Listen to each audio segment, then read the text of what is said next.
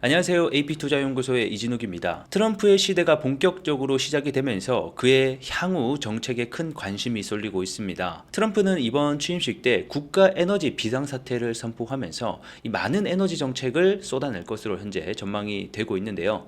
자, 그래서 오늘 영상에서는 향후 트럼프의 에너지 정책이 과연 어떤 게 나올 것인가 그 내용을 미리 좀 알아보면서 우리 한국 시장에는 또 어떠한 영향이 미치는지까지 전반적으로 알아보는 시간 가져보도록 하겠습니다. 트럼프는 취임과 동시에 국가 에너지 비상사태를 선포했습니다.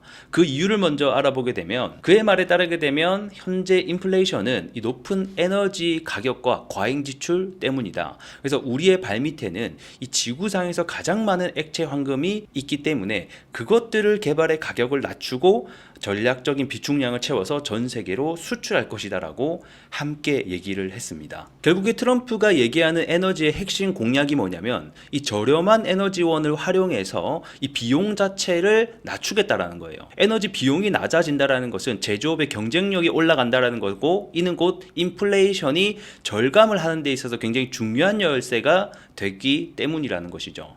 자, 과거 2017년 트럼프가 당선했을 때 당시에는 이 미국 제조업이 굉장히 융성했습니다. 그럼에도 불구하고 인플레이션이 그렇게 높지가 않았는데 그런 이유가 뭐다? 이런 셰일가스 개발이라던가 덕을 충분히 봤기 때문입니다. 결국에는 트럼프는 이번에도 다시 한 번 더 에너지 가격을 낮춰서 인플레이션도 잡고 에너지 패권도 잡고 이 두 개 다를 잡겠다라는 목표를 가지고 있는 것이죠. 이번 트럼프 2기 에너지 정책 같은 경우에는 사실 과거 1기 때를 보면 답이 어느 정도 나옵니다. 17년도 때 당시에도 취임을 하자마자 지금과 같이 미국의 우선주의를 내세우면서 이 에너지 정책을 함께 발표를 했었고 지금과 굉장히 비슷하게 흘러나가고 있거든요. 그래서 우선 1기 당시의 에너지 정책부터 함께 보게 되면 화석연료에 대한 부분을 개발을 하고 생산을 확대하겠다라고 얘기를 하면서 특히 이 유가의 영향을 많이 받는 오펙이라든가 중동 산유국의 영향을 이제는 받지 않겠다. 그러니까 독립을 하겠다라는 의지를 강하게 표출을 했습니다.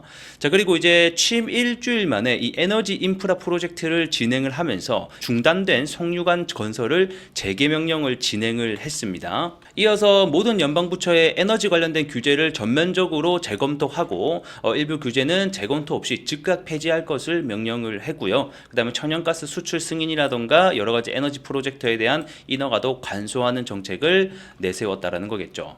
자, 그 결과 어떻게 됐냐? 자, 코로나 2020년도를 제외하고 나서는 트럼프 1기 기간 동안에 이 미국 내 원유 및 생산, 그 다음에 천연가스 생산이 지속적으로 증가했고 수출 역시 함께 계속해서 올라갔다라는 겁니다. 그 결과 미국은 2018년 이후 세계 최대 원유 생산국이 되기도 했었죠. 자, 그럼 2기는 어떨까요? 1기랑 굉장히 비슷하게 흘러갈 것으로 예상이 되고 있죠. 이미 트럼프 후보 공약집인 아젠다 47에 이 미국 에너지 독립 추진에 관련된 목표를 설정을 해놨습니다.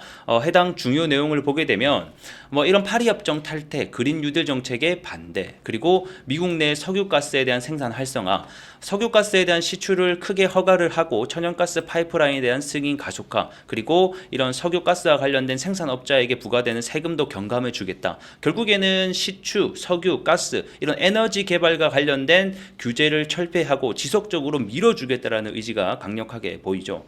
그리고 또 하나 우리가 주목을 해볼 수 있는 게 바로 이 원자로 SMR 개발에 대한 투자를 추진하겠다라고 또 얘기를 하고 있습니다. 원전 부분을 조금 더 자세하게 보게 되면 원전 같은 경우는 사실 바이든 행정부도 이 원전 산업에 대한 복원, 그 다음에 이 국제 영향력을 강화해오던 분야이기도 하거든요. 하지만 더 추가적으로 이번 트럼프 2기 때 강화될 것으로 현재 예상이 되고 있습니다. 원자력 관련된 조직을 체계적으로 개편을 하고요. 그 다음에 여러 가지 인허가 전차를 간소화하면서 규제 요건에 대해서 개선할 것으로 보여집니다. 그리고 또 하나 들어가는 게 이제 핵에 대한 폐기물 이런 연료 관리에 대한 중요성을 관련하면서 관련 조직을 또 신설할 것으로 현재 예상이 되고 있어서 여기서만 우리가 얼핏 봐도 어떤 섹터 쪽으로 그 다음에 어떤 산업군으로 수혜가 미래가 예상되는지 충분히 알 수가 있겠죠. 첫 번째는 당연히 이 원전과 관련된 산업들이 충분히 성장을 할 것이고, 두 번째는 방금 보신 에너지 정책에 따라서 뭐 여러 가지 석유 시추 기업들, 관광 기업들, 피팅 밸브 기업, 그 다음에 LNG 수출도 적극적으로 늘린다라고 했기 때문에 조선 기자재 업체들, 이런 회사들이 함께 덩달아 수혜가 받을 수 있는 사항입니다. 자, 다음으로 재생에너지와 관련된 정책을 비교해 보도록 하겠습니다. 사실 이 바이든 행정부와 트럼프의 가장 큰 차이점이 있다라고 하면 이 재생에너지에 대한 부분이 될 것 같은데, 바이든은 다들 아시다시피 청정에너지에 대한 체제 전환을 얘기해오던 사람이고, 트럼프 같은 경우에는 청정에너지는 무슨 청정에너지냐, 기존 화석연료를 고집을 하고 있는 인물이다. 그러다 보니까 자연스럽게 이 IRA가 가장 큰 또 문제가 화두가 되고 있는데, 트럼프가 당선이 되기 전까지만 하더라도 이 IRA가 전면 폐지될 것이다, 이런 얘기가 많았지만 현재 실제로는 전면 폐지될 가능성은 낮다라고 보고 있습니다. 그런 이유가 공화당이 IRA 폐기를 위해서 법안을 제출을 하고 있지만 이 민주당의 반대도 있고요. 그 다음에 이 IRA를 믿고 투자한 또 기업들도 있을 거 아니에요. 그래서 이런 에너지 산업에 대한 이익 단체와 협상 문제 때문에 전면 폐지에 대한 가능성은 현재 낮다라고 보고 있습니다.